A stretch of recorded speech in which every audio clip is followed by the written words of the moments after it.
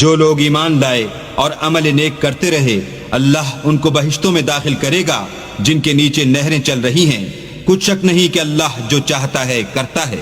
جو شخص یہ گمان کرتا ہو کہ اللہ اس کو دنیا اور آخرت میں مدد نہیں دے گا تو اس کو چاہیے کہ اوپر کی طرف یعنی اپنے گھر کی چھت میں ایک رسی باندھے، پھر اس سے اپنا گلا گھونٹ لے، پھر دیکھے کہ آیا یہ تدبیر اس کے غصے کو دور کر دیتی ہے۔ اور اسی طرح ہم نے اس قرآن کو اتارا ہے جس کی تمام باتیں کھلی ہوئی ہیں، اور یہ یاد رکھو کہ اللہ جس کو چاہتا ہے ہدایت دیتا ہے۔ جو لوگ مومن یعنی مسلمان ہیں اور جو یہودی ہیں اور ستارہ پرست اور عیسائی اور مجوسی اور مشرک، اللہ ان سب میں قیامت کے دن فیصلہ کر دے گا۔ بے شک اللہ ہر چیز سے باخبر ہے۔